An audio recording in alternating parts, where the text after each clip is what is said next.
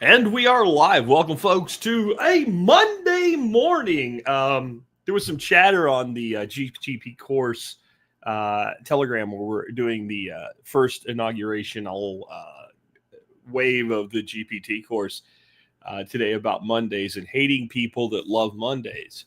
Yeah, I hope those folks change their tune because when you run your own thing, then Mondays are actually pretty good. I mean, there's always those times when you're like, Monday, because we enjoy our time off. But when you love what you do, you also love to work.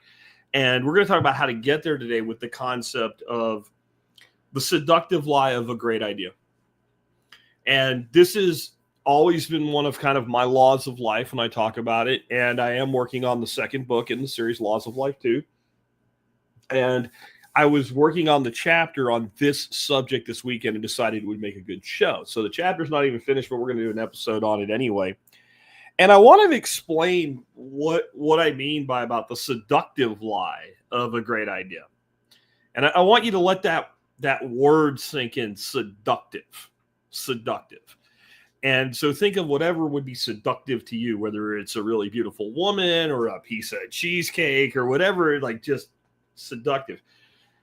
The concept of the idea being a seductive lie is that it leads you to inaction.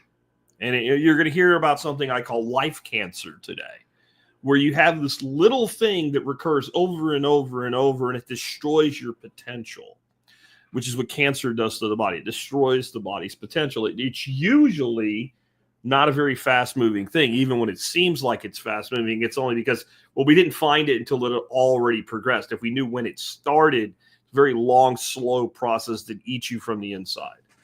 Well, the I have a great idea thing or some other versions of it that are less about business and more about just your daily, everyday life does the same thing. It eats you away because the potential's there someday becomes never, and never becomes old age without accomplishing the things that you want in life.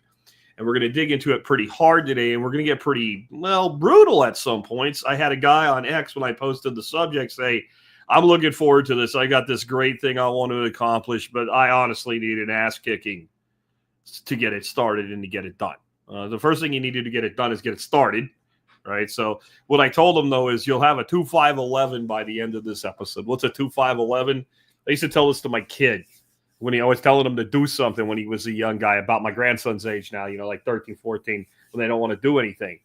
And I'd say, if you don't get that done, you're going to get a 2-5-11. And when I first started saying it, he'd go, what's that? It's going to take 2 doctors 5 hours to get my size 11 out of your ass, right? So that's the tempo for today's show. This is old school TSP.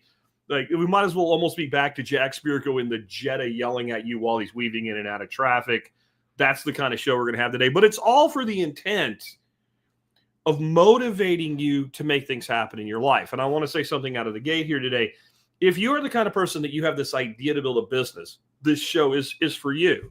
If you already in a business, but you have this idea for a product that would go into the business, the show is for you. If you have no interest in running a business at all, this show's still for you. Whether it's being more productive at work so you can make more money by being able to require a raise of your employer because you really are entitled to it, and to do such a good job and build such a reputation that if they don't give it to you, somebody else will, and they know that. Or whether it's like getting the projects done on your homestead. Like, you've been talking about building a greenhouse for like 3 years and you haven't done anything. Like that, right? Or I'm going to expand my garden. Or like my grandfather. I really hated this for my grandfather. He was the epitome of this in his later years in life. I'm going to go fishing when there's a good frost. 10 years, apparently there wasn't a good enough frost. He spent the last 10 years of his life talking about fishing but never doing it. So it could be something that's really important to getting things done, or it could be something that's just recreational in your life. This life cancer of an idea having value is poison. It's life cancer. We're going to talk about that today. Before we do, let us go ahead and talk about today's sponsors of the day. Sponsor day number 1 today is me. Yes, it's actually me and Tom with Home Food Systems. HomeFoodSystems.com is where you can take really awesome courses to learn how to build your homestead up into a food production machine. Again, HomeFoodSystems.com says what it does and does what it says. We have 3 courses available at Home Food Systems. One of them's free. No reason not to take it. Permaculture principle-based design course. We also have one on cover crops and one on making bioreactor compost.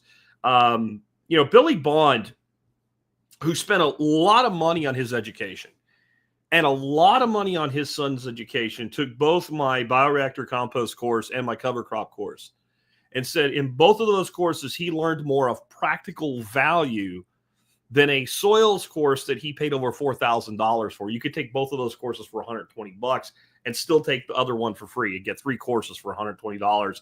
If you've not taken any courses at homefoodsystems.com, consider getting by there today. If nothing else, take the principle-based design course. See what it's all about. And the free one, I didn't cut any corners, guys. It is in-depth. It maybe isn't as long as the other two, but exams, certification at the end, all of it. Check it out today at homefoodsystems.com. Next up today, JM Bullion. Now, you talk about a long-term sponsor and friend in the podcast world. JM Bullion's been with us at least 13 years. And I know that because we moved into this house almost 13 years ago. And I had them as a sponsor right about the same time. So about 13 years, this company has sponsored this show. It is one of the best places there is in the world to buy silver and gold online. They have better pricing than Monex, AppMex, Lear Capital, take your pick. I have a direct line into the president if there's ever a problem. All your orders ship free. And if you're an MSB member, they do a discount. What more could you want? Check them out today at jmbullion.com. And with that, I am ready to dive right on into today's subject. And this is going to be kind of, it's a Just Jack show as you usually get on the money, but it's really kind of just Jack talking to you, kind of like you're a friend or a buddy or a customer, a client, something like that wants to know, how do I get this idea off zero? How do I get into the world of getting production? But then I realized something when you started talking, that you had no intention of actually doing it. Or you intend to do it, but you've taken not a single step toward actually doing it. And this is a very common thing. And we have to start out with, the elephant in the room is the word idea. And I have always said, and I get real heavy pushback sometimes from people, and they're generally the worst offenders in breaking this law of life, and that's why they feel the need to push back. Your idea is fucking worthless, okay? As it sits as an idea, it's fucking worthless. Ideas themselves are fucking worthless. Now, what somebody will say, but you have to have an idea before you have something you can execute. Correct. But until the execution begins, your idea is worthless. You want me to prove it? Here's an idea. A pill you can give your dog. You give your dog this pill once a year. It costs $5. It has no side effects, and it stops your dog from shedding. He only uses it once a year, and your dog will never shed again. What's the value of that if you could pull it off? Billions. Here's another idea.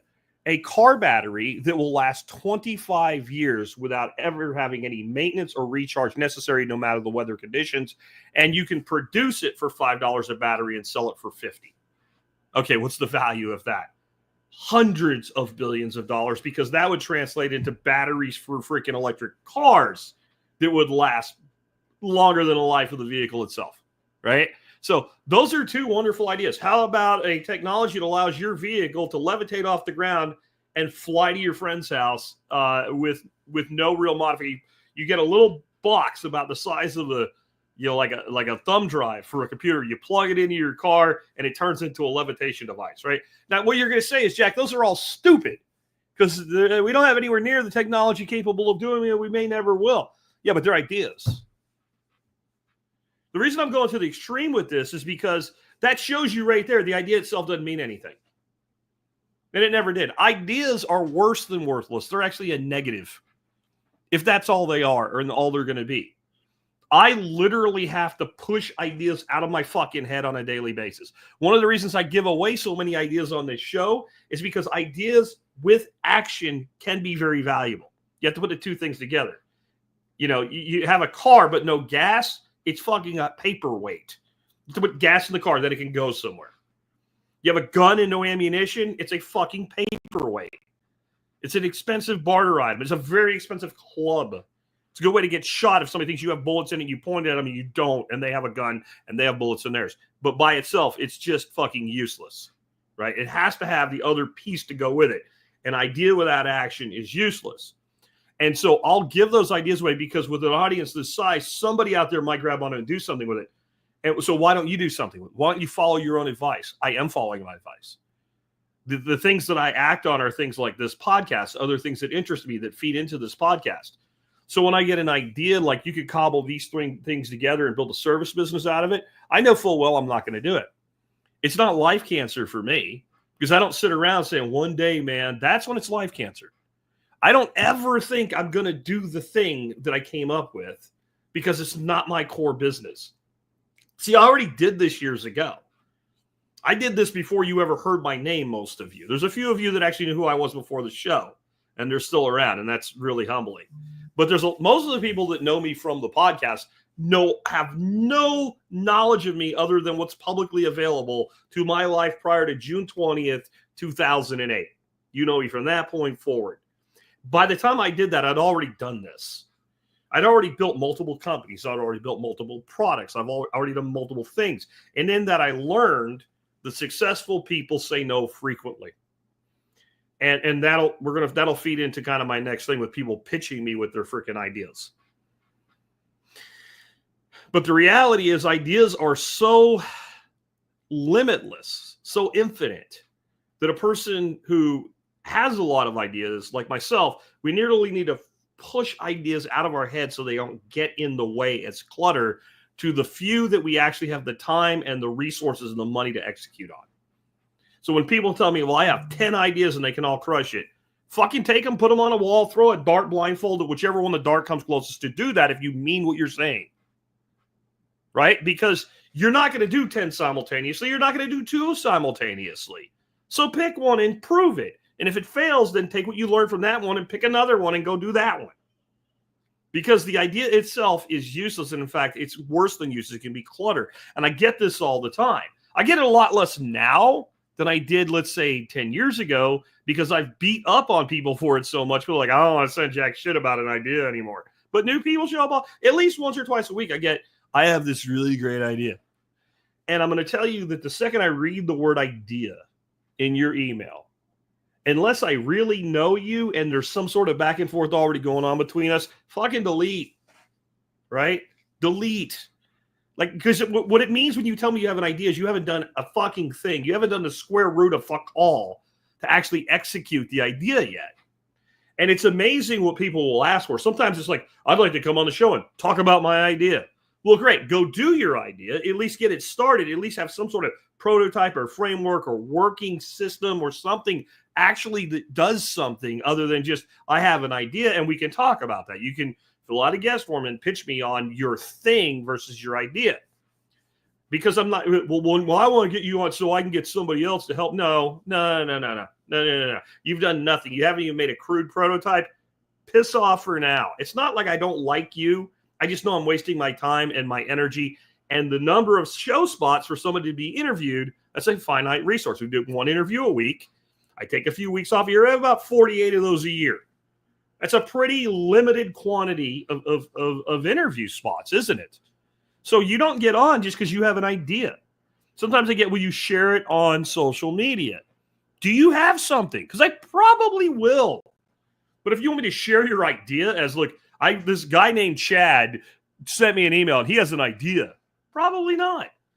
But that's pretty much. But the ones that really get me are the ones like they legit ask in an expected way. They think you're going to get a yes. Like, I want you to help me develop it. I want you to help me put a team together. And the best one, I want you to fund it. You want me to fund it like an angel investor? Where's your business plan? They never have one. Not only have they not tried to make a prototype or build anything or get something off the ground, they haven't even put together what you would take to an angel investor if you knew what one was and said, here's my business plan, here's KPIs, here's market research.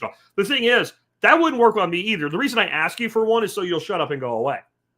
Because today, with ChatGPT or Gemini or Grok or whatever, you could spin up a business plan in 10 minutes. So if you haven't done that, then I know you're not serious. I know that this is just some sort of what I call intellectual masturbation. And again, this is more common than you can imagine in my email box. I probably won't get any of these for like a month now, but then it'll start again. And it's average, I would say, this far into it, where I'm known for having this attitude, it's still 2 to 3 times a week that I get something like this. I got this car and it'll run on water, man. And that's a real one. Now, he didn't say it like Stephen Hyde from 70 Show, but I actually figured it out. And I just need to get on the air and talk about it. I'm like, listen, man, if you can make a car run on fucking water, you don't need me at all. There's no way you need me. And again, that was a real example. And this is true whether it's an idea or not, right? When you ask for help without taking action, you are really likely to get a no. Not just from people like me, and you think maybe I'm arrogant because the way I'm talking today. There's some theatrics here. I'm trying to make this interesting and entertaining and educational all together. But I mean like the average person.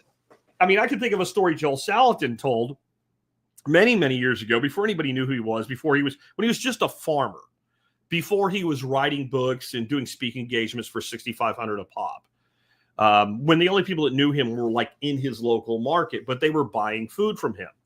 And he was taking certain products to this, I don't remember exactly the situation, but instead of going to his farm, he was taking a certain amount of product to like a local farm to table store or something like that, though it wasn't probably called that back then. And his one working vehicle, because he didn't have shit for money, man. He was a poor dirt farmer. And his one working vehicle shit the bed. And one of his customers gave him a car.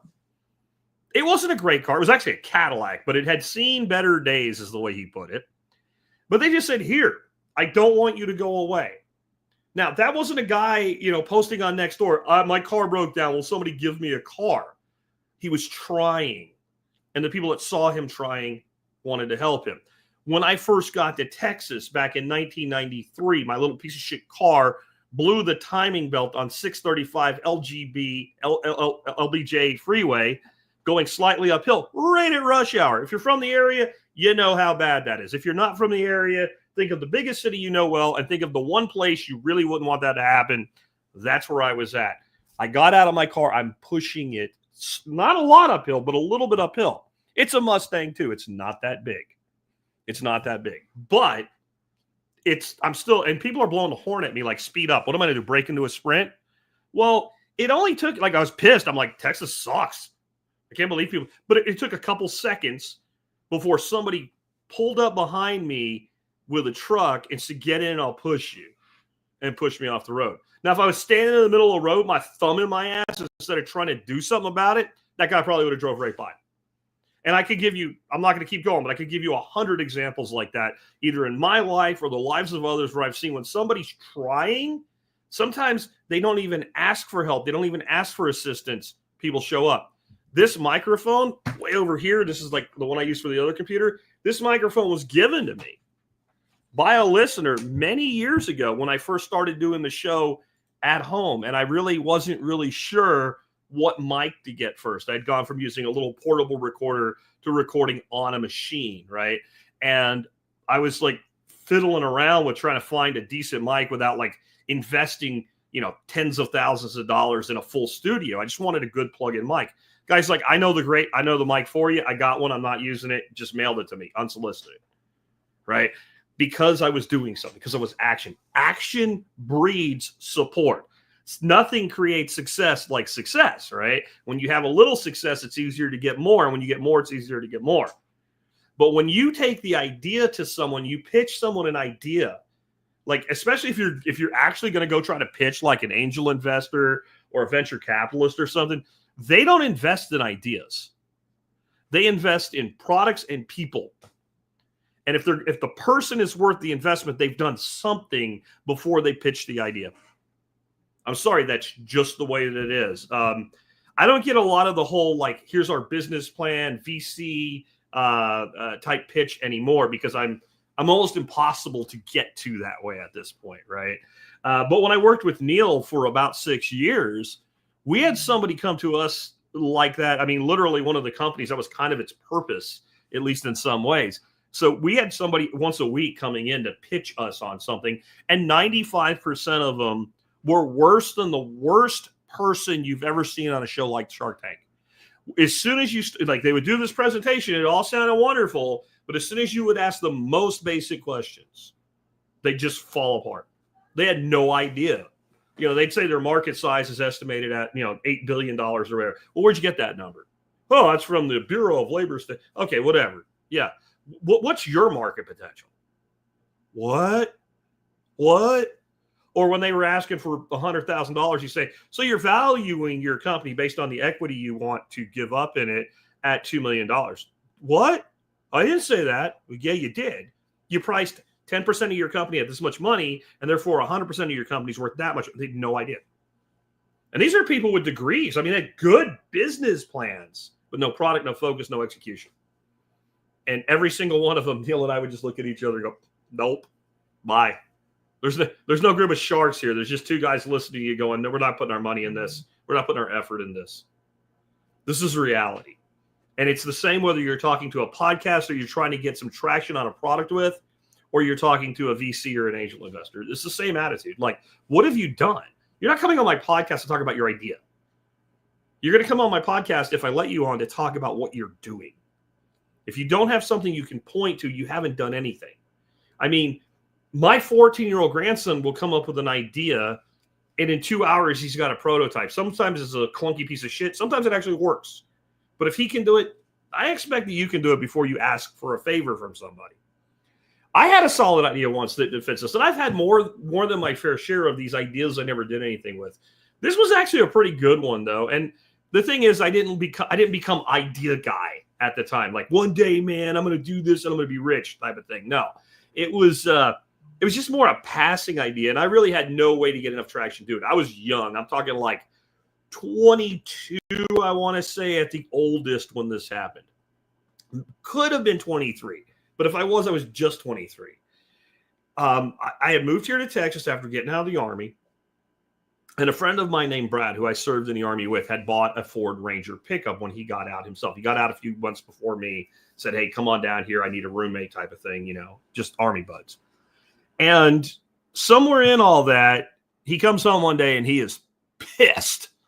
I'm like, what's the matter, man? He goes, well, somebody needed a tailgate. And they didn't have one, but I did. And, those trucks, you could just basically open the tailgate, unhook a couple cables, and lift it out. They're just super easy to steal because back then they didn't lock. So I got this idea about an aftermarket product, a retrofit product that would work for any tailgate. And it was actually a pretty simple idea. And if I had even known where to start with this, I could have actually developed the product really quickly. Basically, it was the idea to create something that would create tension in the tailgate. Basically, a spreading device that had a lock. And so you wouldn't have to do any major retrofitting of the vehicle. You would just put this in between the seam and turn it with a key, kind of like a key for, like a soda machine. It would have worked. It was actually probably pretty marketable. And it wasn't maybe a year or two later that when you went to, a truck dealership and you walked along the back, every tailgate had a lock sitting right next to the latch where you could just lock your own. It was integrated. So you say, well, that idea was time limited because there was an obvious solution to a problem and the manufacturers did it themselves. And now we're talking over 20, we're talking 30 years, right? Well, 30 years ago. So there's not a lot of trucks left that have this concern or problem. And the ones that are that old, there's probably not a lot of people looking for a tailgate off one. And since it's like so many trucks have locking tailgates now, no one's really making a living off of this, which they were at the time. Yeah, but if I would have done something and marketed it, probably had 10 years in it. Right? Does that mean that Ford and Chevy and Toyota stole my idea? No. I even had a simpler idea. Like, I just don't know if it could have been a product. And that's basically an eye hook in both the cab and the thing along the rail of the truck. And then a piece of cable, like a cable for a bike lock, and a bike lock on it. And you just wouldn't be able to lower it down unless you took the lock off. Like, there was a couple ways to do it, but nobody stole my idea. That's the most loser language shit I've ever heard. I had this idea, man, and if I would have done it first, you weren't going to do it first. And if you had done it first, you still wouldn't have got anywhere. Edison didn't make the first fucking light bulb. Ford didn't make the first car. Marconi didn't make the first thing that really could transmit sound across the air. And plenty of people had ideas for those things before they ever happened. The person that executes the idea and gets the product to market in a way that the market accepts, that's the person who wins, at least in business. So I had a solid idea. In the end, it was not even worth nothing. It was a negative. I should get like a -10 for that idea because it was legitimate. I didn't do anything with it. Now, it could be excused. I was 22 years old and I had other things on my mind at the time. I wasn't the person that I am today. But at least I knew not to be the guy that's like, I have this idea, man, and one day I'm going to, like, that is just life cancer. Here's a reality of how an idea can, when executed, make a person wealthy. I think the guy's name was Gary Dahl. I want to actually check this because I don't want to say his name wrong. But I'm pretty sure his first name was Gary. And Gary Dahl. Gary Dahl, D-A-H-L. Some of you know that name and some of you don't. Most of you probably don't. Gary Dahl was the guy that invented the pet rock. Now, many people today know of the pet rock, but you weren't around when the pet rock was a thing. I was a really little kid. I'm talking like not quite in kindergarten yet, I guess. Like 4 or 5 years old, but just enough to remember it being a thing, just barely. So the pet rock was basically a painted rock with some googly eye bullshit on it, right? And, they sold for like $1. They came in a little box with care instructions for your pet rock. It was a gimmick. The guy made $1 million. 229 Mick is right. The dude became a millionaire from the pet rock. Now, there was 2 things working against this idea as a long-term product. Number one, you can't patent gluing googly eyes and painting a rock and selling it for $1 and I'm telling you, what I remember as a kid, these things were fucking everywhere. You went into a convenience store, a gas station, they had pet rocks for sale. Initially, they were all Gary's with the little collateral that went with it, because what it was is a joke gift, right? You gave somebody this little box and it had these little pictures on it and had a care guide and how to take care of your pet rock, and it was funny. It was like it's something that, it kind of predates when Spencer's Gifts was huge in the 80s, but it's kind of like a Spencer's Gift thing. So he comes out with this idea, makes $1 million plus off of it, ends up on all the like big time night shows like the Late Show or Johnny Carson or whatever it was back then. And he ends up like eventually it just fades away. He tries to come up with things like canned earthquakes or something like that. And none of it really works. So people think he made the pet rock, he made his $1 million, and then basically he went away. The guy was actually a very successful professional advertiser and marketer way late in life. He only passed away like, I want to say 10-ish years ago, somewhere in the range of 10 to 15 years ago. And he was active until about 10 years before that. He was actually deeply involved early on, early .com days, web advertising and things like that. He was not idea guy. He was execution guy. He got shit done. The thing was, he couldn't come up with another gimmicky thing like that. He had to apply it to real world things. So the thing with gimmicks is they hit and they're a fad. They go for a time and they go away. It doesn't mean you shouldn't do them, but you should have a plan what to do next. And it's probably not another gimmick. Buy any Beanie Babies lately, right? What was the little freaking pets, right? Basically, the pet rock was redone. My kid had one. I just can't remember what they were called. They were like a little keychain sized tchotchke thing with a little creature inside it, and you had to feed it and take care of it and shit. It was the same gimmick redone with electronics. That also did. I haven't seen one of those in a long time. Remember all of that? Right? But those things, as goofy as they were, they made somebody money because that person, you might have a better long-term lasting idea, but they did something and you didn't. That's why it makes sense to think about execution. Now, even great doable ideas are worthless without execution. Remember when I started this off to prove ideas were worthless? I'm like, well, what about a car that levitates? Well, that's an idea. If the idea, Gigapet, Aaron Sweet is right. The Gigapet. My son had one of those. And there was another one too, that's the other one. Tamagotchi, right? They were like the same, like GoBots and Transformers, right? Yeah, but here's the thing. I was using things like, building a warp drive for your computer your computer could actually go to the other side of the world, get a hard copy uploaded and come back to you, or matter energy transporter. Hey, you know what? If ideas are so great, what about replicators like they have on Star Trek, right? The idea itself, unless it's executed, Doesn't mean anything.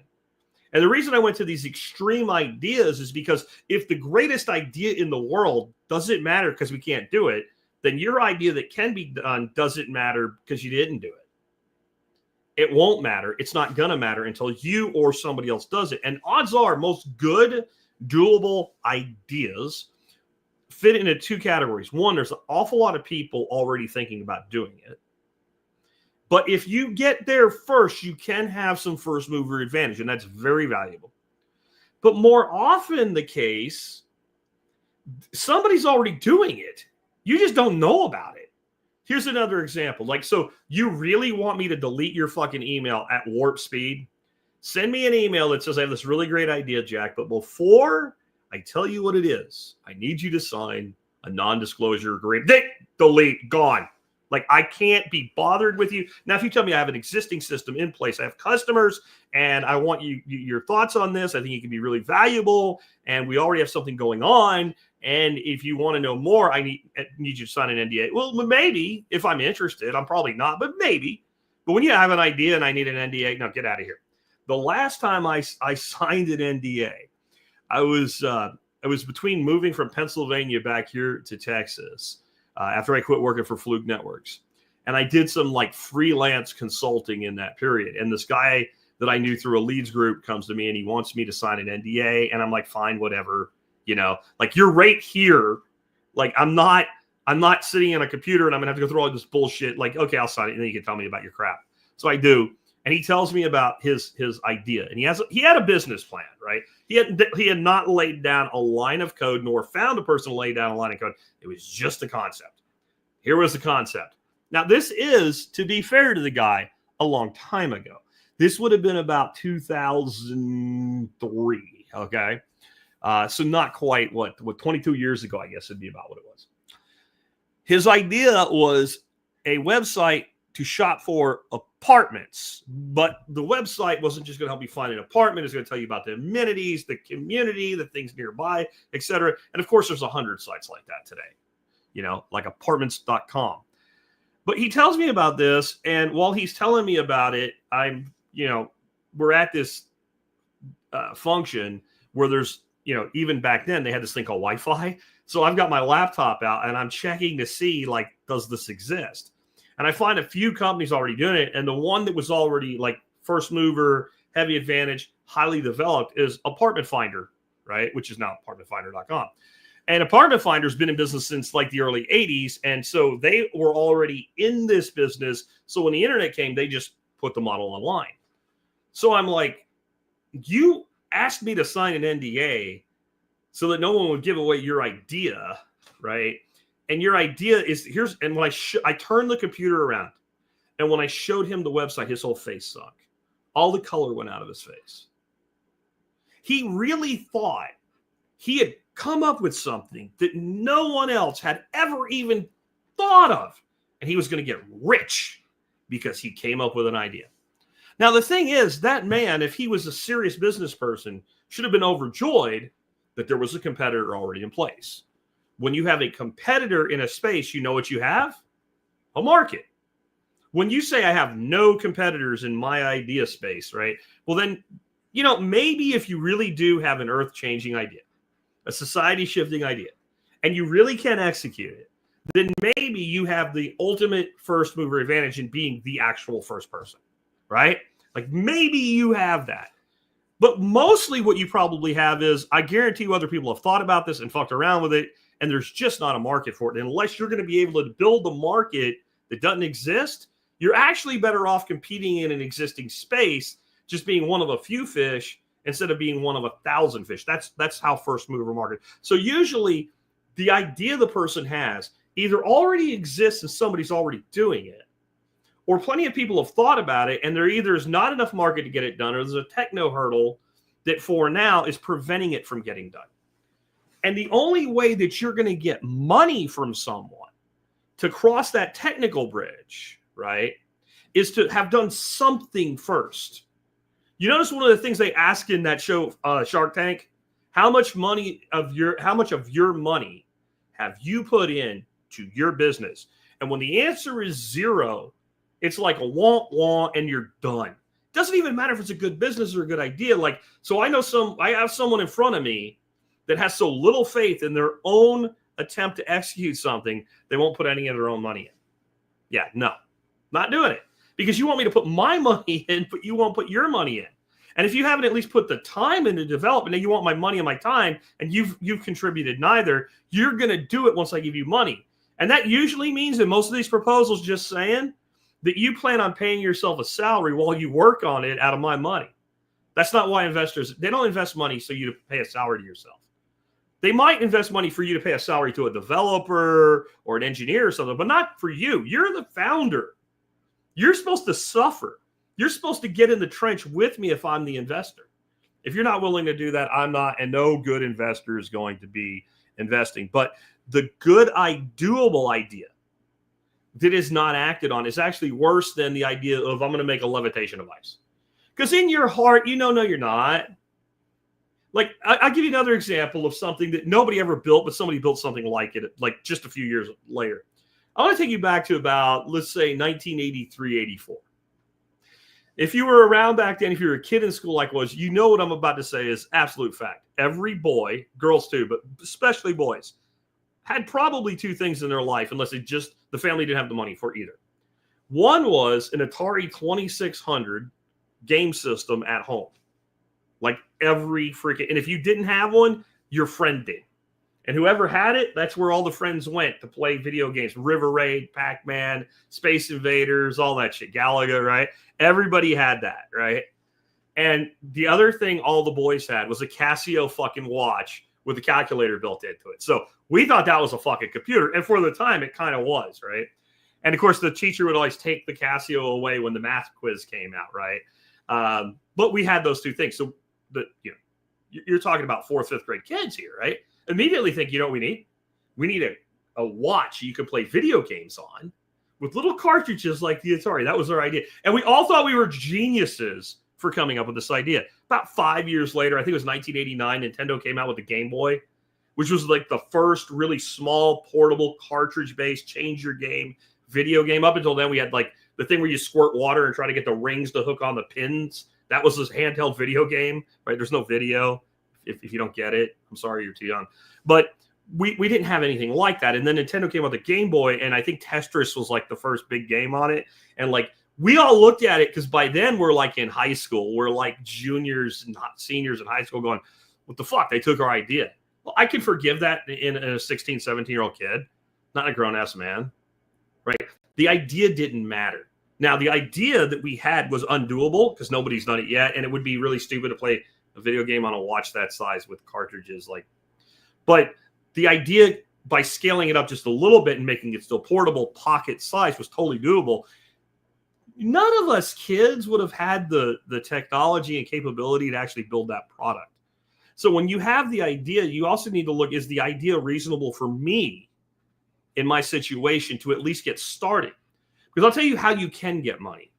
If you can build a working prototype, you can get money. If you can build a working prototype, you don't have to go VC anymore. You can go the Kickstarter, GoFundMe route and raise initial capital from market. Now, there's a weakness in that. And I'm wondering if anybody knows here what the weakness is.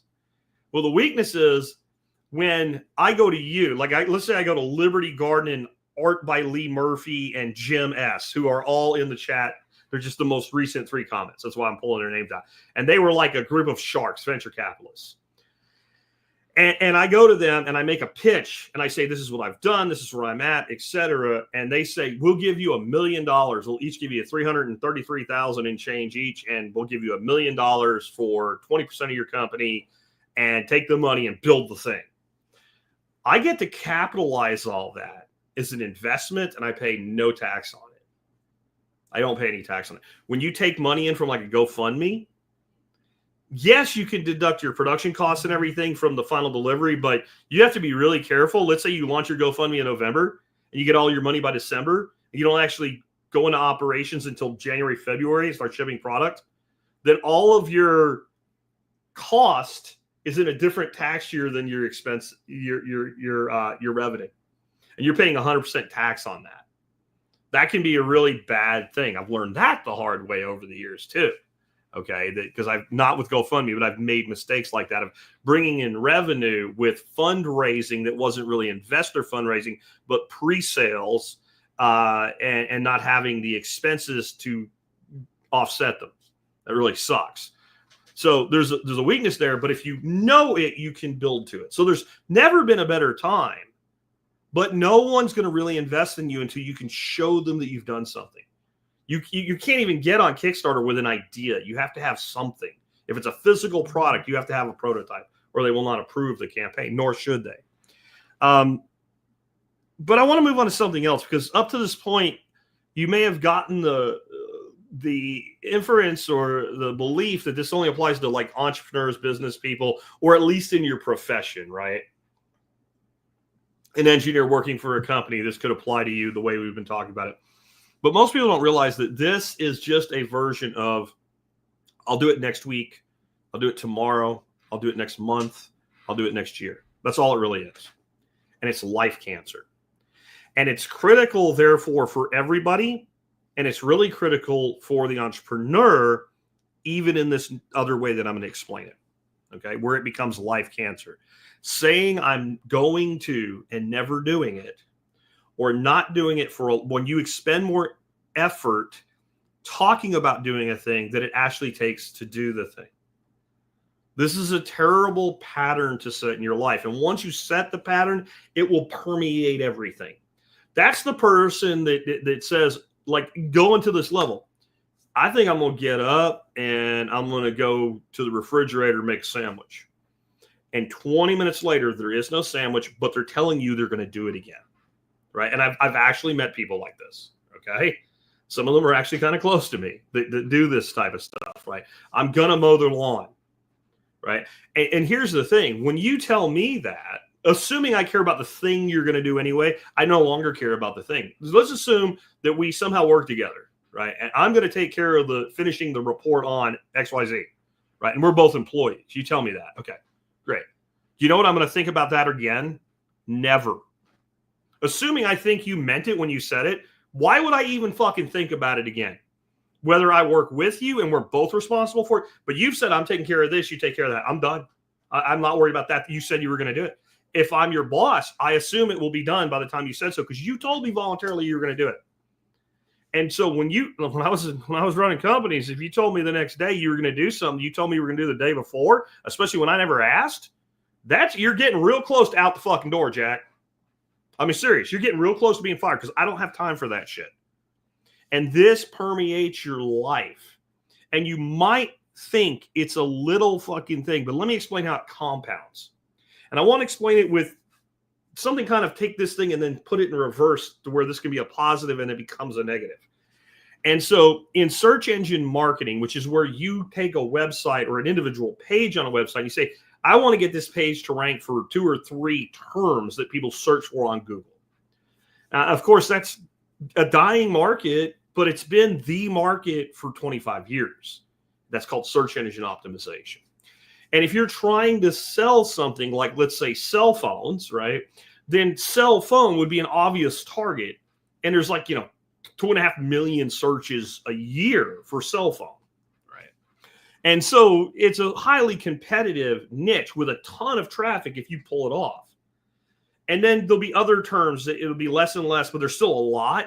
And then all of a sudden you'll get down to these terms that have 100, 200, 50, 65, 30, 45, 6, 10 searches a month for these longer terms, like cell phone service in Peoria, Illinois. I don't know. I'm just making shit up to make a point. Well, that's called the long tail. So while everybody's focused on the big, if you had a chart, right, a graph, you have this, it starts out really high and then it comes down, and it gets down so low versus the big ones that it almost looks like a flat line, and it just goes way out. The funny thing is, if you take that long tail, right where it kind of pinches off, right where the inflection point is, right, like a key point in a design system in a landscape, right where it makes that inflection point, and then the tail thins out, you take that tail and stand it up, it outweighs like the top 20 biggest terms. There's more of it. So a business model we used to use in this space was we would do deep keyword research. and find all of these long tails and develop individual pages for 2 or 3 at a time, and then develop optimization. And we could own them very easily because there wasn't that much competition for them. And a lot of the bigger companies with big ad budgets, you would just buy them with AdWords. So if you had it organically, you were kind of in the pool by yourself, and you could bring in massive traffic to your site or a client's site with this long tail. Okay. You see how that adds up? Okay. Now let's look at it the other way. You make a habit of about a dozen times a day stating you're going to do something that you then do not do, or do not do in a reasonable time between stating it and doing it. It doesn't seem like that big of a deal. Well, that would be about 72 times a month. I did the math, and it works out to thousands of times a year. It works out to like some ridiculous over your lifetime, like 56,000 times over a normal human's working life, that they defer something that they should do based on the average number of times that people do it on a daily basis. How can you not expect that to erode your potential across your life? And remember when we talk about your dash, for those who've never heard me say this before, is when you die someday, on a stone somewhere, a plaque or a little nameplate or in an obituary online or in a newspaper, they're going to put your name, and they're going to put down, like in my case, 1972 dash and the year you died. That dash is you. I served very briefly under a captain who, right after I got to the unit, he actually left, and we had a change of command ceremony. I don't even remember his name, but I remember his speech. He told us that. I was like 19 years old. He didn't call it a dash. He called it a hyphen. And he said, "Men, that hyphen is you. Do something with it." And again, I was 19 years old. I will never forget that. I've made it a theme of what I teach on here. So if you're going to spend your dash, right, that hyphen, they will stick between born and died. And 60,000 times while that dash is burning, you're going to say you're going to do something, only to not do it, or to do something that should have been done today, next week, and create the cascade effect, because the cascade effect is real. The cascade effect, to see it in another way, you go to the airport. There's nothing wrong with your airplane. There's not going to be any weather problems at 3 o'clock when your plane is supposed to take off. It is 1 p.m. right now, and you look, and like all the flights that are supposed to be taking off now are delayed or canceled. And then you look at your flight and some flights around your flight, and it says on time. The dumbass has, like, if you travel regularly for business like I used to, you could see that person and you just laugh at them like, "Oh, you poor bastard," right? They're all happy.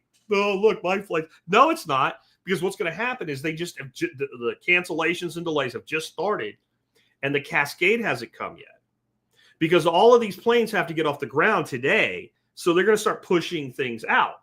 So you're not leaving on time because somebody else screwed up earlier in the day, or weather intervenes, a God event happened, right? So, but in your own life, you're that person. And when you do that 4 or 5 times today and say you're going to do something that you don't do, then whether you say it out loud as a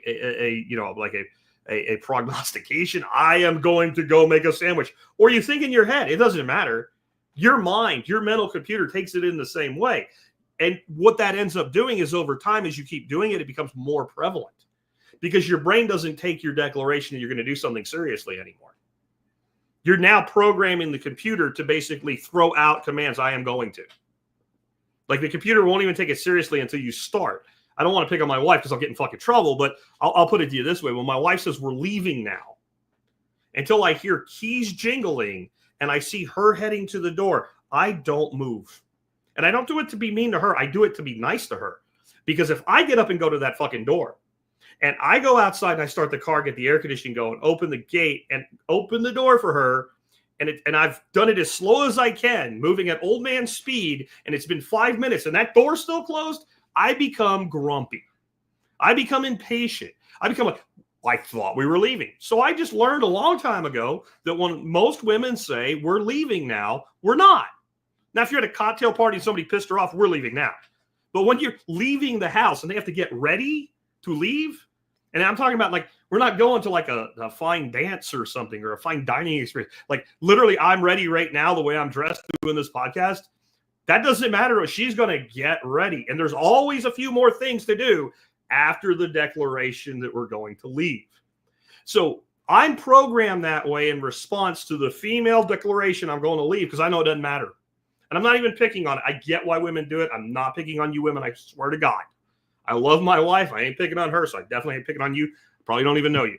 Now, Lee, I know you, right? So maybe I'm picking on you, but the rest of you gals that are in the live chat, I'm not picking on you, okay? So, but I've been programmed that way. I now know that there is no meaning to leaving until there is direct movement toward the door. When you do this to yourself continuously with little things that don't seem important, they're not the idea for a truck tailgate lock or a new web portal or a new web app, right? They're just little things. You're training your brain to be like me when my wife says we're leaving the house. It just goes, I'm going to sit on the couch and binge TikTok, or I'm going to work a little bit more on my, like your brain's, I'm going to do something valuable with my computing power until this motherfucker actually starts to do it, which will actually slow down the time between the declaration and the action, and it becomes a cascading failure, right? Like when the grid went down back in the early 2000s, like a couple tree branches hit some power lines, and next thing you know, like half the northeastern United States was without power for a day and a half. It's like that in your life on an ongoing basis all the time. The thing is, the power doesn't actually go out. You still do things. You certainly do the things you're required to do, the things that you have to do, the things you'll get fired for not doing. So you feel like you're active. I mean, I can't tell you how many people, I work so hard. But when you break down what they do, you're like, but you're only doing the things you have to do. You're just taking a really long time to do them because you're disorganized. So you feel like you're working harder than you are. Then they get pissed. Well, don't come to me for help if you don't want to fucking answer, right? That's how I work. I analyze the situation and formulate a solution. Right. But this, you know, it bleeds into your business or work. It can't not. Then it stacks up. And instead of building momentum to do things, it hits momentum to stop things. Instead of rolling the boulder down the hill, now you're trying to roll the boulder up the hill. No wonder you're tired. And I'm going to becomes a habit that holds you back. And it turns into, it starts out as tomorrow, then it's next week, then it's next month, then it's next year, and eventually you realize it's never, and by then you're usually old and wish you didn't do it. That's why we're doing this today, because this show is about lifestyle design, which can include preparedness. We talk about how to store food and things like that. It can include growing a garden, because that way you know you have food coming and it's better for you. It's about investing, because that's thinking of your future, which is what preparedness is. It's about business, but it's also about just basic lifestyle design. This is a basic lifestyle design principle. Talk doesn't really mean anything. There's a lot of power in speaking an intention. There really is, but there is only power in speaking that intention if it's followed by an action. Now, the intention might be, I'm going to build a web app that does X, Y, and Z, right? Or I'm going to build a software product that does X, Y, and Z. Or I'm going to build a gadget that does X, Y, and Z. Or I'm going to put together a podcast that's going to interview people like X, Y, and Z, or whatever it is, right? And that might be this big overriding goal. And it might actually take time to get to a point where it's even close to looking like the declaration. But I guarantee you, the only reason that's the case is there's a lot of steps, right? So if I said something like, I am going to walk from Fort Worth, Texas, where I live, to Jacksonville, Florida, where I grew up as a kid. There's some steps to take. And there's a lot of physical stuff. But even before I did, like I would have to do things like, okay, well, I'm not going to be running my business, or I'm going to have to figure out how to run my business while I'm on the road, right? Maybe I'm going to do one show a week. Like I'm going to walk for a week and do a show at a hotel. I'm going to camp on the side of the road, but once a week, I'm going to, like, kind of like I did when I was the Appalachian Trail. Like I'm going to spend a week on the trail and then a weekend in town and then a week on the trail and a week, like something like that. I'm going to logistically figure that out. Who's going to take care of my home? Right? But those are all steps. And if I made the declaration without beginning the process of figuring the answers to those out and starting to put systems in place, then the declaration means nothing. If the second after I say it, I say, I'm going to go, let's say, since it's the world of AI today, and I'm going to give all of the information I have to ChatGPT, and I'm going to say, help me figure out a way to logistically plan this, I'm in motion. But at some point, even the planning has to cease, because the planning can go on forever, because we like to intellectually masturbate, especially with other people. It's the most popular form of mutual masturbation, intellectual. It has nothing to do with sex. It's about ideas, right? So we're going to go do this and keep it. Now, at some point, I have to take the actual first step, which is I have the equipment that I need, I have the plan in place, and I open the fucking door and I take one step out the door, and I take another step and another step till I go out the gate, and I make a left on 9 Mile Road, and I make a right on freaking 199, and then I make a left, I guess, on 820. Hopefully I don't get killed, so I might have to think about my route, but I have to at some point start heading to Jacksonville. And if I don't take that first step, then I'll never get there. You have to start taking, if you're going to say that the statement, the idea, the declaration is powerful, it has to be immediately followed by some action. The second you delay, you're programming your brain, don't get off the couch until you hear the keys and she's heading to the door. Yeah. Right. Again, in no way am I picking on my wife, who could probably hear me right now. Okay. I'm just saying that is a pattern in my life. You know, another pattern in my life is when I tell the kids it's time to leave at the end of the day, I'm going to deal with 5 minutes of bullshit while they're not ready to leave, even though we leave at the same time every day. That one I am picking on. Like, they're kids though, right? But there's certain things in your life that you just know that when this thing happens, that indicates that when action A happens, that indicates action B is to occur, there might be a delay between those things. And the longer the delay, the less seriously you take action A. The declaration of action A doesn't matter if it happens 4 times. On the 4th time, I start thinking about actually the occurrence of B. Your brain works the same way. In fact, it works a lot faster because it's a subconscious background process. And your brain is tired of your bullshit saying you're going to do something and then boring it by not doing the thing that you said you were going to do. Now, this is not when you say, well, I want to do X, and you start asking yourself daily multiple times, how do I accomplish X? How do I accomplish X? That's okay. That's a different challenge for the brain. Now the brain's looking for a solution, but at some point you better start putting the plan into action, or the brain just calls time out and takes a smoke break, right? And maybe the kind of smoke that, Cheech and Chong used to have. Like, I think this motherfucker's wearing me out. This meat thing that I'm inside of, it doesn't actually do the things that it sends communications to me that it says it wants to do. So I don't take it seriously anymore. And this is the sad story of most people's lives. Almost everybody in the world, folks, had some group of big dreams that they were going to accomplish. And the sad thing is, a few of them maybe were never going to happen. But most of them could have happened, or at least partially happened. And the journey towards them, even if they didn't get there, would have taken them to another level and let them find something else. But instead, they lead a completely mediocre, boring, and miserable life. There's nothing wrong with a mediocre, average life if that's what you want, and you can find true joy in it. But most of the people that I see using that as an excuse for their inaction, they're miserable. I just gave an interview last week to Tom Woods on my book, Laws of Life. And some of the comments on that video on his channel, like, this working 60 hours a week thing is just stupid, right? But it's in a comment thread about how the world is an impossible place, and my attitude is supposedly that that's your own fault, that the world's an impossible place, and you're poor because of your own decisions, not because of the situation. When what I really said was, the situation sucks, you are a victim, but it's still your responsibility. That's not the same thing. But then when you give the solution that I gave was, if you're in your 20s, early 30s, you should be working 60 hours a week minimum. Even if you don't have a job that will let you have overtime and you don't have a side hustle, then if you're working a 40-hour job, you should work 20 hours a week on yourself, developing your knowledge and your skills in some way to make you more valuable to others. If you can't get paid to work, work to get paid, right? That's what I said. Well, this person's worried about the experiences you're going to miss, and recommends, instead of my book, you read a book called Die with Zero. Let me tell you something. It's easy to die with zero. People do it every day, and seldom are they happy about it.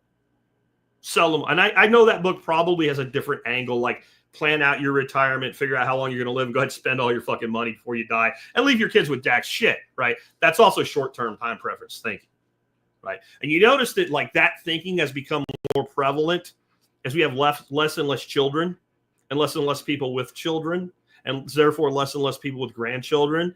Or you have a couple and they're leaving behind one kid, so they're not really worried about how much they leave. And if that kid by 40 is somewhat successful in life, they're not worried at all. No obligation felt.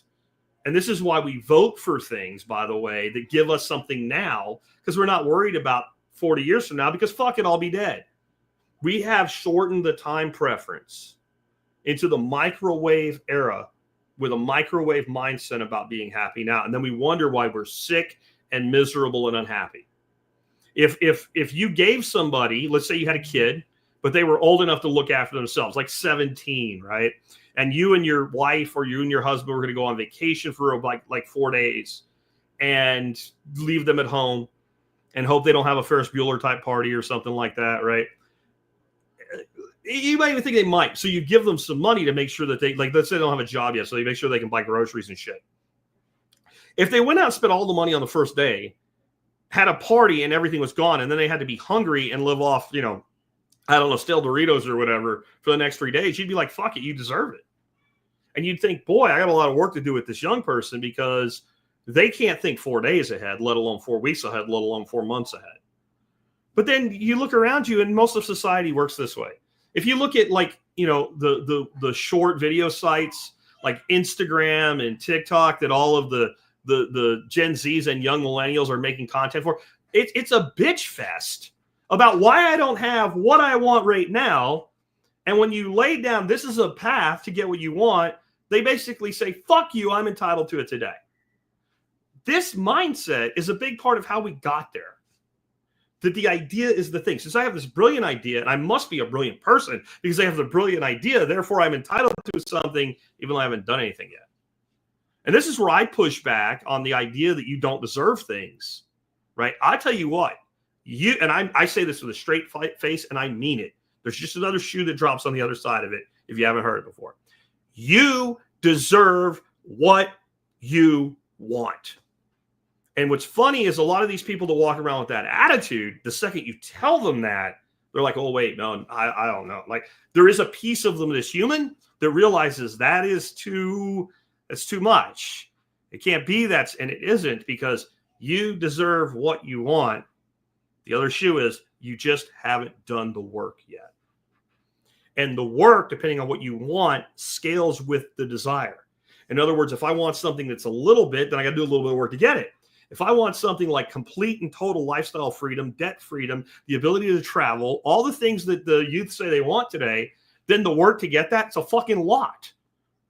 And that means while you're working your fucking ass off in your 20s, you need to be thinking about your late 30s. You need a longer time preference, right? And one of the reasons I push Bitcoin so heavily, it's not just because I think it's the best investment you can make.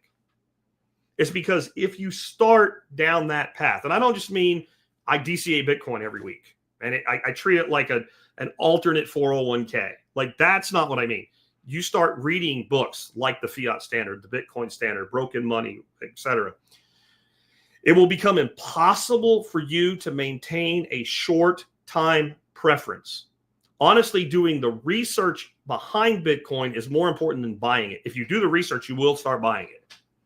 But if you start buying it, you won't necessarily do the research. You'll probably freak out because you have a whole $50 you invested in it that went up to $150, and now it dropped to $90, and you had to sell it before it went to zero because you had no idea why you were doing what you were doing.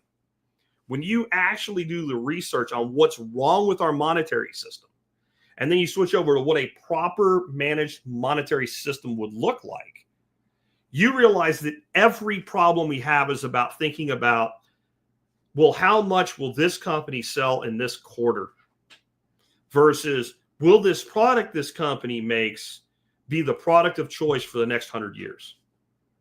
That's how we used to think. Not even that long. Even in the 1970s, we were still thinking that way. But in 71, of course, is when it broke. And the full ramifications weren't felt until about the mid-90s.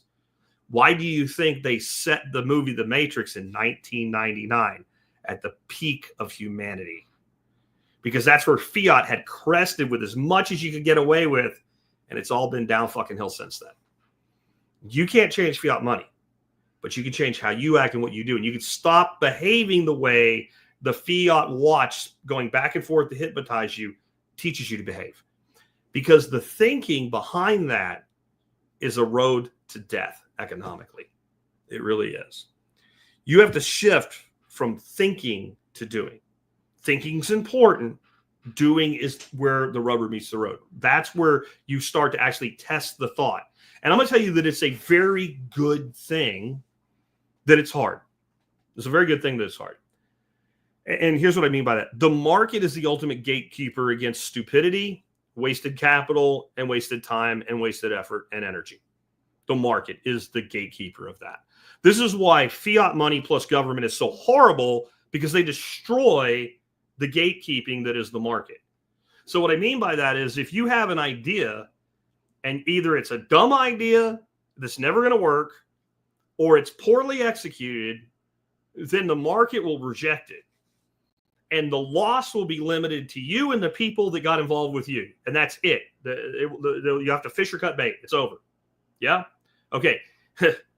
If the government decides something's a good idea and fires the printing press to fund it and creates a department of government to oversee it, we're all stuck with it. We can't get rid of it. We've seen that, right? Like, some of the shit we need to get rid of. We just, like, everybody goes, we need to get rid of this. The congressman says, we need to get rid of this. And you say, okay, Mr. Congressman, here's a bill that gets rid of it. Vote yes. No, I'm going to vote no. Like, once that happens, it's very difficult to get rid of shit. But, you know, when the market rejects it, and when it has to be funded with capital and energy from a going concern, it goes away fast. Anybody seen a Zune lately? Right? Remember the Zune? Some of you go, what the fuck is a Zune? Some of you because you're young, some of you because it's so obscure now you just don't remember. Zune was this brick of a multimedia player that Microsoft came out with in the 2000s. Like somewhere around 2006, I guess. Somewhere in that range. And it was a competitor to the iPod, which also doesn't exist anymore. It crashed and burned. Every unique feature it had actually had a counterbalancing feature that made it worthless. Like, one of the cool things about Zune was, let's say I have a song on my Zune and you have a Zune and you like the song, I just like can send you the song. But DRM got in the way and you could have just bought it yourself anyway. So now that didn't matter. It was a bunch of shit like that. Plus it was a brick and it wasn't very ergonomic and it was from Microsoft and no one cared because it wasn't cool. But if the government decided that every person deserved a multimedia music player, right, and decided it was the Zune format that you were going to get and created a department of Zune, we'd still have those pieces of shit around today and we'd all be paying for it. It's wonderful that the market is a freaking bitch. All right? It's wonderful the market is a harsh mistress. That is a wonderful thing. It means in order to be accepted, you have to do the work to bring something of actual value to somebody that actually cares, that will willingly part with their hard-earned money that they did the same for to partake in that which you have offered. It is the number one thing that has made civilization stable throughout history. It is not government, it is the market. And the market will not give you an easy up. It will not let you get by. It might even let you make $1 million off a pet rock, but that will fizzle out. If you want long-lasting duration in the market, you have to serve the mistress well, or the mistress will beat you and send you to hell. Okay? That's the way it works. It all results, when done right, in freedom and success. They all start with the same thing, execute. It doesn't matter what it is. It doesn't matter what it is. If you decide you're going to build a go-kart with your kid, something that millions of people have done. We used to make them when I was a kid out of a bed frame and a lawnmower engine and some wheels that we would find somewhere. Just saying, right? Like, it's not hard. You just have to do it. But there's a lot of people that decide they're going to build a go-kart with their kid and they end up with a bed frame and a motor and a rusty wrench on the wall of their garage. And the kid's now in college and the shit's still there. And eventually they get rid of it with a junk man. So it doesn't have to be some big idea. I'm going to take my kid fishing. And 2 years later, your kid's off to college and y'all ain't gone fishing. You see how real it is when you look at it that way? I'm going to get my basic blackout kit together because Jack did a show 2.5 weeks ago on it. And I realized that the power goes out in the middle of the night, not even in the middle of the night, like after dark. And he's right. If I'm in the shower with soap in my eyes and the freaking lights go out and I can't see, and my toddler's crying on the bed and the other kid's screaming downstairs and the spouse isn't home, oh, I'm screwed. Like, I'm not going to die from this, but this is going to be a very inconvenient thing. And I can put these few things together in a box, put them on a shelf, put some power failure lights in. When the power goes out, it's not like, woohoo, yay, the power went out. But yeah, we've done the things that we can do that were very reasonable to do in order to avoid the problem, but we didn't do it. And so eventually the power is going to go out, and it may just go out while you're in the shower with soap in your eyes and your kids crying and screaming on the bed because they're scared.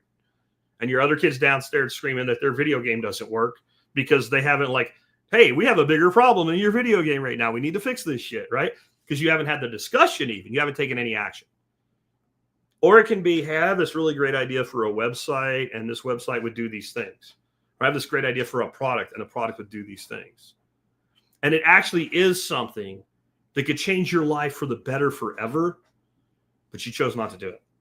So from itty bitty things to great big things, do not let this form of cancer into your life. Do not let it erode your potential. Do not let it rob you. Don't be the person that says I'm gonna and doesn't 60,000 times in your life. And then at the end of your life wonders why you didn't get what you wanted out of life. That one, it's not the only thing, but that one thing can be what it was for you. And this is so easy to fix. This is if you say you're going to do something, I want you to start doing this. The second you say it, ask yourself, am I just bullshitting?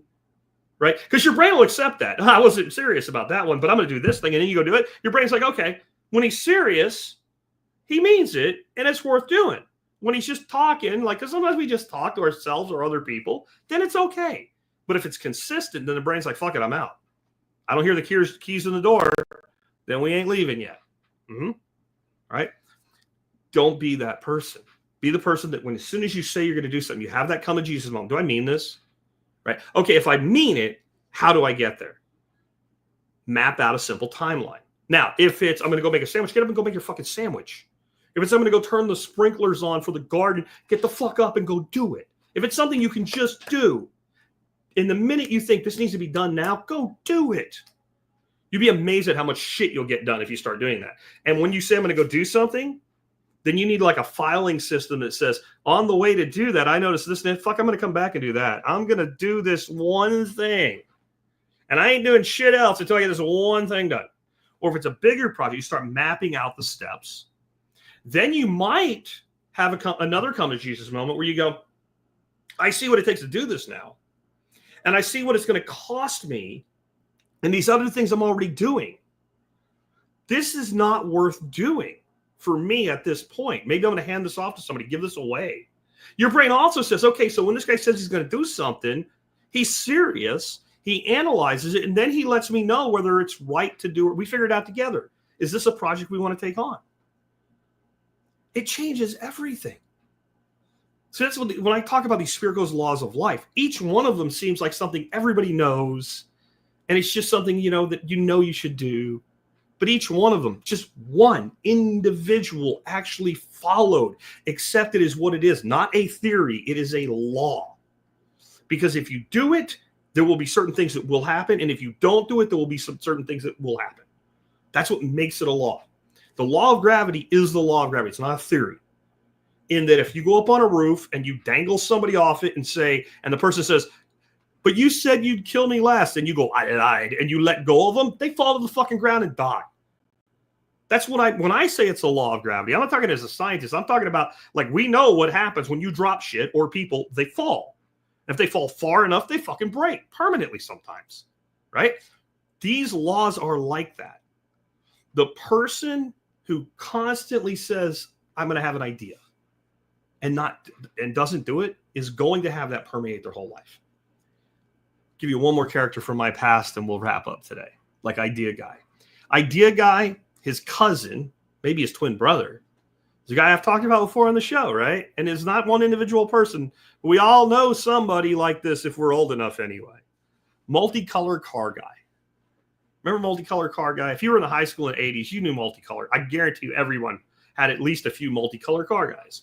Multicolor car guy, if you've never heard this before, is the guy who bought this old piece of shit car, like a 68 Chevelle or something. It's just beat to shit. It's been in wrecks and whatever. So he starts actually doing something in that he'll find a fender at the junkyard and figure out how to get it on the car. So that's a step in the right direction, right? But multicolor car guy has a story. The idea guy comes out of him. One day, man, I'm going to get some Kelly Springfield 60s on the back, Krager mags, and Kelly Springfield 70s on the front, man. Black walls, white letters. I'm going to jack it up 4 inches in the back. Candy apple red, lacquer coated, beautiful paint job. I'm going to redo the whole engine. Eldebrock freaking valve covers, beautiful intake, right? I'm going to make this gorgeous car. And then, you know, you grow up, you go to college, or like I did, you go to the Army, you come back 3-4 years later, there goes multicolor car guy down the road. Now he's got a green fender on one side, a black hood, and a white fender on the other side, bald ass fucking tires with stock wheels. He's really in the same car. When you become idea guy, you're a multicolor car guy. That car is never going anywhere except back to the junkyard it came from. It's never going to happen because that person's time preference is short, and all the things necessary to make that car into what it has to become always get deferred till later. The next, so what happens is they start. I'll give multicolor car guy that credit. They start, but then when they realize this is more than just a couple cans of Bondo, that like, oh shit, rebuilding that motor is going to cost me like back then like $1,500, and you know this guy's making $1,500 a month, and he wants to go chase girls at the bar. He's going to go chase the girls at the bar. He's not going to put money aside to rebuild the motor. Short time preference is the ultimate life cancer. Hope you take that away from today's show. And if you have an idea, I want you today to start mapping out the framework to make it happen. And I'll tell you right now, don't be afraid to do it, because if you map that framework out and you realize this is not the idea for me, that's okay. Get it the fuck out of your way. Okay? Let's say you needed to clean a room and it was filled with clutter. Before you can clean, you have to declutter. If the idea is clutter, identify it as clutter and eject the fucking thing. Get out of here. This is why I'll come on the air and go, here's an idea for a business. And then you'll never hear me talk about it again. It got in my head. I know somebody might benefit from it. I absolutely know I do not have time to do it because it's too much time as a suck from what I already do, or like it will work, but I will never make the ROI that I make doing what I do. So it's not a good business decision. So I get it out of my head by giving it away, and I put it out in the universe.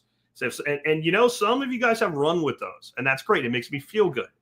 But I declutter these ideas. I cannot sit around thinking about building something that I'm never going to build. I can't sit around thinking about creating something that I'm never going to create, or doing something I'm never going to do, because it leads to fucking inaction. Aaron's got it right. Fail fast. Fail fast. When you fail fast, you figure out what's not going to work and you go do something else. And here's the thing. When you fail at something like this, it hurts a little bit, but you realize, okay, so my life's not over. I'm not dead. They didn't throw me in prison. I'm going to go try something else. I'm going to go try something else. I'm going to go try something else. I'm going to go try something else. And if you keep trying, you'll find one that hits. I had some really big victories and failures before TSP. I had big victories that were like the Pet Rock guy. Market conditions changed and they went away. There was a time I used to just build stupid little websites, okay, and put Google ads on them, and then go to like second tier search engines, like one that was back then was called 7Search or Lycos or something, and buy traffic for like a penny a click. Didn't give a fuck what it was, and pushed anything remotely related to what that page was about for a penny a click over. And then about 50% of those people would click an ad on there that paid me like 25 cents. That's arbitrage. That's advertising arbitrage. And I made a lot of money. The best month I ever had, I made $9,800. I was working on that side. It wasn't even a business. I would call it a side income stream or revenue model. I was working on it about 2 hours a week. About 2 hours a week, I was making 10 grand a month on good months. And if I didn't do anything, it still would make me $4,000 or $5,000. A lot of people could retire on that. And then one day it all went away because Google changed their policy. There was nothing you could do about it. So is it good that I did it though? Hell yeah. I learned so much about so many different things with search marketing with it. And that money helped build my life up. But it's a good thing I wasn't dependent upon it. I didn't cry when it ended. I didn't feel good about it. I was pretty pissed when Google said, hey, sorry, tough shit, nothing you can do. I was angry. It changed the way I approached business from then on, but it made me a better business person. It made me a more successful business person. And I didn't stop having ideas. I hope you get that from this episode. I'm not opposed to you having ideas. In fact, lots of ideas. What I'm opposed to you doing is holding on to ideas you're never going to do anything with, wasting your life energy, burning your dash without accomplishing things that you really want to accomplish. With that, I hope you guys enjoyed today's show. If you did and you want to help support the show, remember, it's really simple to do. All you got to do is when you're going to buy something online, start at tspaz.com first. TSPAZ, tspaz.com. Start there, click a link, buy whatever you're going to buy. You help us out no matter what it is. Plus, you'll see all the items that I've reviewed over the years. These are items I actually use in my own home. Today's item of the day is the Thermomaven Instant Read Meat Thermometer. I know today's show wasn't about cooking, but all of us eat. And if you want to have more money, cook your own food. You'll have more money. It's that simple. You'll eat better and have more money. I don't care if Steak and Shake fries their battered seed oil soaked fries in tallow. It's still junk food. If you want tallow fries, cut up a potato and cook it in tallow at your house. You won't need this for that. But when you're cooking meat and some other things, you're going to want a tool like this. Now, I like the remote thermometers that you put into the big old thick roast or chop or whatever when you're cooking it on the grill, or the whole chicken breast or whatever.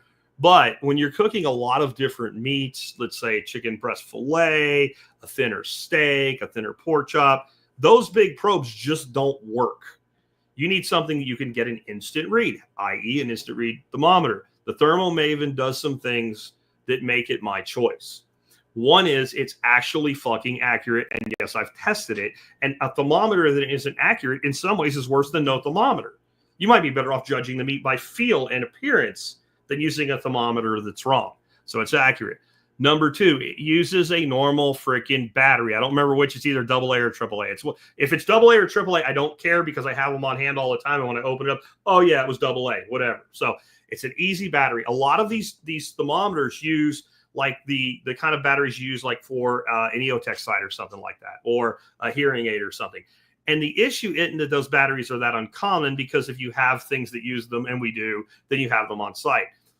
But for some reason, the meat thermometers that use them, they're almost impossible to change. They're just a bitch. The thing never wants to reseal right, seat right, whatever. Then the other problem most of them have is when you leave it open, and you will, and you leave it on the counter, they don't have an auto shut off. So now you come back and your hard to change battery that you may not have is dead. Right? Where with this one, as long as you have a little Phillips screwdriver, you pop the cover off and replace the battery. And if you leave it inactive for any length of time, it auto shut off so it doesn't kill your battery. So accurate, just works, easy battery, $20. So if you don't have an instant read thermometer in your kitchen, you need one. And if you do have one, okay, but you're not happy with it, get this one and you'll be happy with it. With that, I'm ready to wrap up. Thank you guys for tuning in today. I know when I do shows like this, I can come off a little aggressive. It's because I care. I know I can come off a little bit arrogant, like I don't want to hear your fucking idea, but it's because that's what successful people do. And it's not arrogance. It's an admission that this applies to me as much as it does to you. In that I also have 24 hours a day. I have a business to run. I have a family to care for. I have bills to pay. I have recreation I want to partake in, and life I want to live, and life I want to enjoy, okay? Just like you. And that means if I said yes to 1 in 10 of these people that bring me an idea that they want my help with, I would literally, within a few months, have no time to do my business, take care of my family, take care of my investing, take care of building my retirement, right? Take care of all the things that I need to do to not only live my life, but live my best life and do a good job for you guys. So I have to say no. And I know there's people that think, well, like, once you've made it, don't you owe it to be? Actually, what you need to do when you've made it, yes, you should help people some. But you have to be very careful how you help people, because I'm going to tell you what I've learned over the years too, once I made it. When I helped people before they had done enough for themselves, it always ended up in them doing less and worse than if I had done nothing. I know that sounds cruel and harsh, but it might sound Machiavellian, but it's true. The people I've handed opportunities to have always blown them. People that have stepped up and earned opportunities have blown it out of the fucking water. The people that were already there when I gave them a nudge, it really worked for them. It really helped them. So yes, if you make it, then it is absolutely moral and right that you help others make it too. But you cannot do it for them. And if you did, you would fuck up their potential. So don't. With that, I'll catch you guys tomorrow with another episode.